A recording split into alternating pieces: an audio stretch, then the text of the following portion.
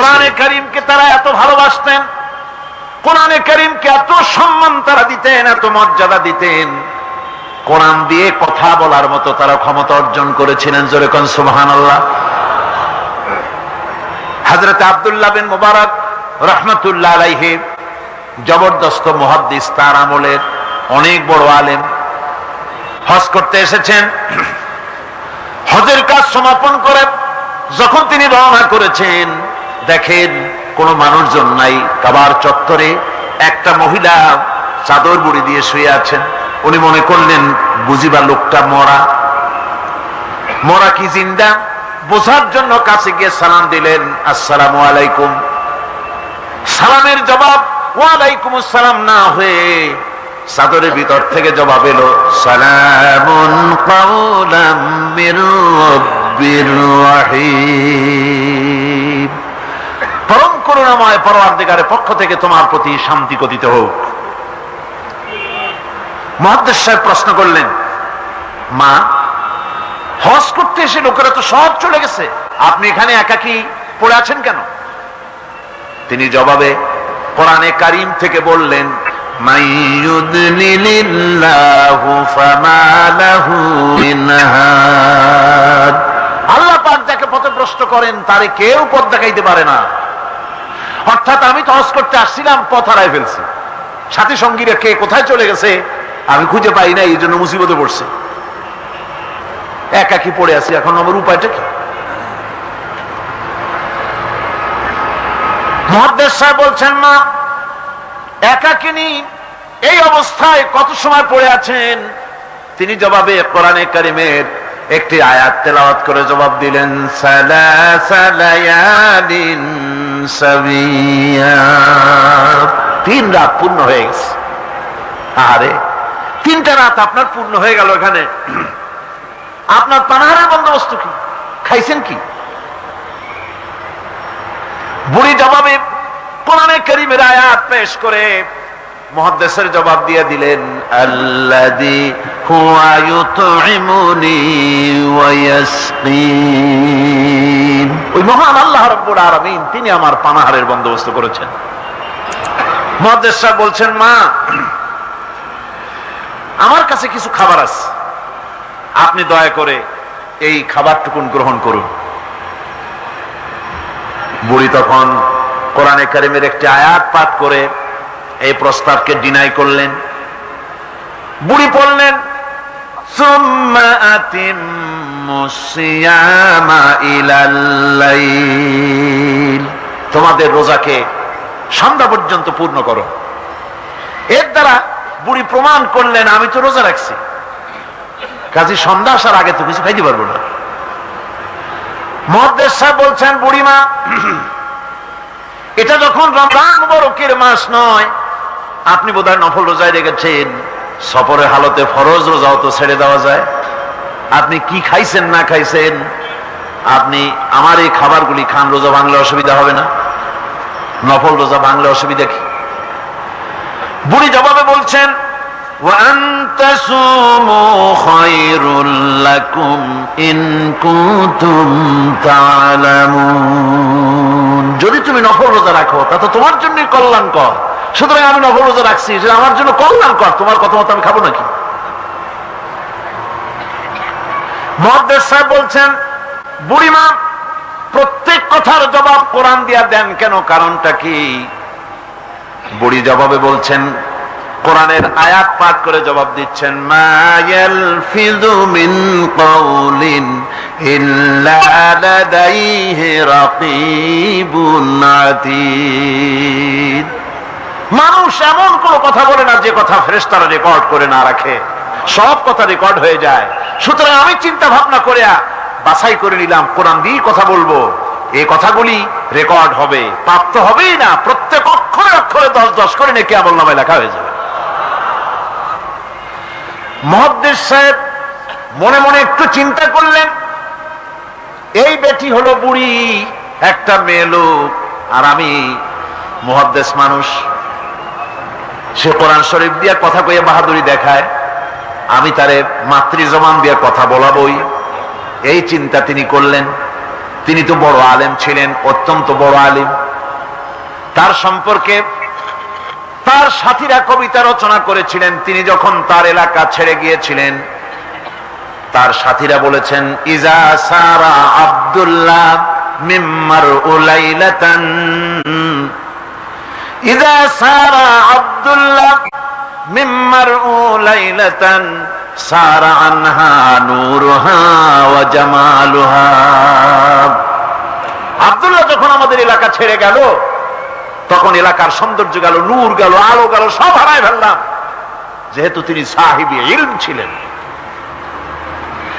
তারা বলল, ইদা যুকিরাল আখিয়ারু ফি বালদাতিন ফাহুম আনজুমুন ওয়া আনতা হিলালুহা। আমরা যখন আমাদের বন্ধুদের মধ্যে আলোচনা করি, তখন আমাদের বন্ধুরা আর যত বড় বড় আলেম আছে, তারা যদি তারকা হয়, তাহলে আব্দুল্লাহ তুমি তো সেই তারকা রাজির মধ্যে চাঁদের মতো। এরকম বড় আলেম ছিলেন হযরত আব্দুল্লাহ বিন মুবারক। তিনি চিন্তা করলেন, এই বুড়ি দেখি তারে দিয়া তার মাতৃজবনে কথা পাওয়া যায় নাকি। তিনি জিজ্ঞেস করলেন, আচ্ছা বুড়িমা বাড়ি কই? ওনার চিন্তা, বাড়ি ওই কোরআন শরীফের মধ্যে তো খাগড়াছড়ি ফটিকছড়ি নাই, গ্রামের নাম তো নাই, ধরা যায় নাকি। তিনি যখন বাড়ির প্রশ্ন করলেন, বুড়ি তখন কোরআনে কারীমের আয়াত তেলাওয়াত করে বাড়ির জবাব দিয়ে দিলেন, সুবহানাল্লাযী আসরা বিআবদিহি লাইলাম মিনাল মাসজিদিল হারামি ইলাল মাসজিদিল আকসা। পবিত্র মহান সত্তা, দোষ ত্রুটি অক্ষমতা দুর্বলতা থেকে মুক্ত সেই মহান সত্তা, যিনি তার বান্দাকে ইসরাহ করিয়েছেন মসজিদে হারাম থেকে মসজিদে আকসা পর্যন্ত। এর দ্বারা তিনি প্রমাণ করতে চাইলেন, মসজিদে হারামে আসছি হজ করতে, আর মসজিদে আকসার কাছে আমার বাড়ি।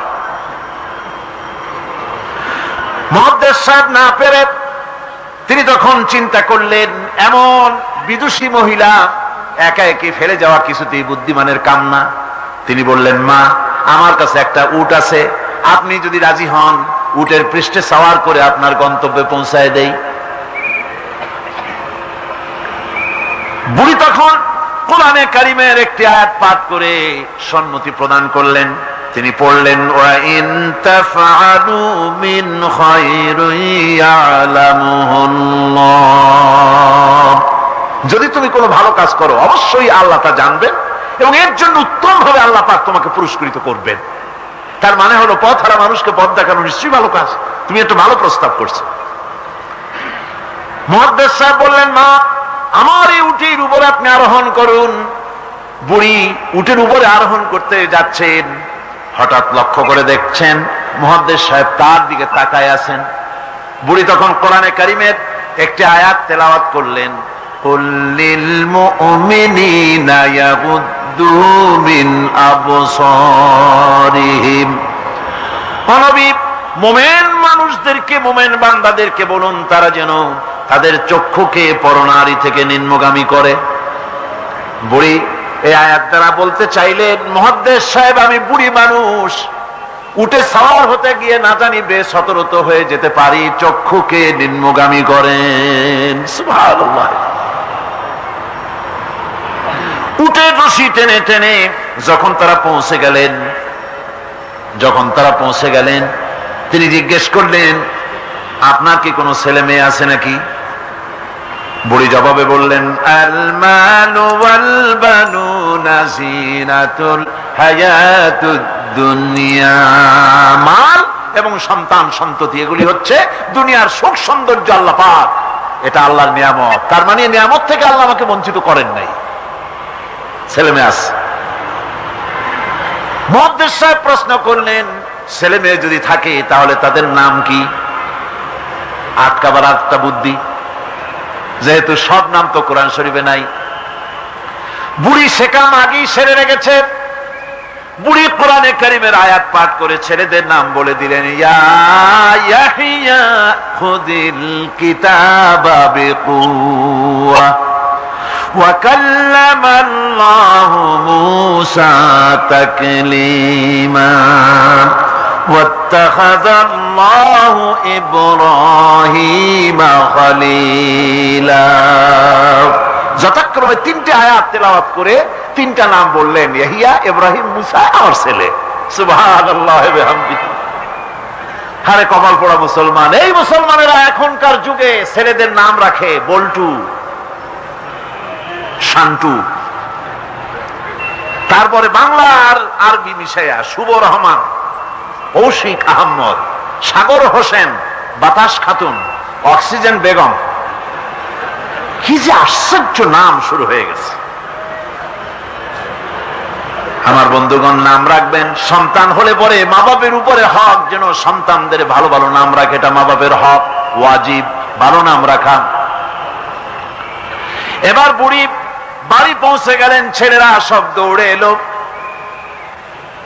মুহাদ্দিস সাহেব আর কথা বলার সাহস পেলেন না, চুপ করে খাড়া হয়ে আছেন।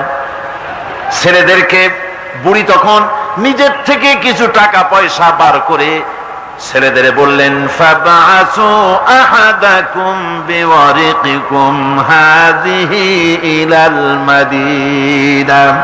এই রৌপ্য মুদ্রাগুলি নিয়ে যাও এবং বাজার থেকে কিছু উত্তম খাদ্য সামগ্রী কিনে আনো।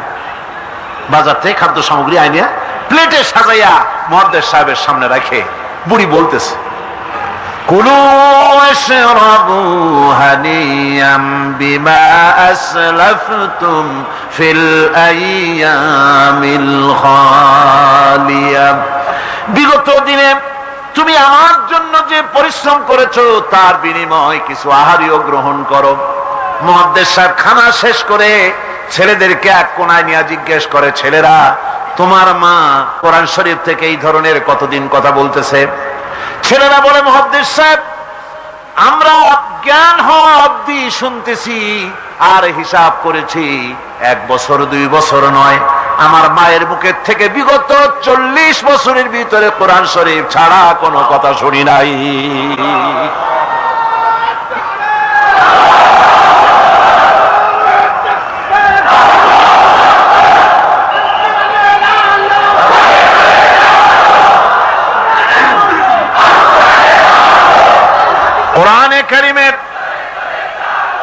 কোরআনে কারীমের প্রতি মানুষের, তৎকালীন যুগের মানুষের এই মহব্বত ছিল, এই ভালোবাসা ছিল, এই আকর্ষণ ছিল। কোরআনের প্রতি আকর্ষণ হারায় জাতির কপাল পুড়েছে। গানের প্রতি আকর্ষণ বেড়েছে, কোরআনের প্রতি আকর্ষণ নষ্ট হয়েছে।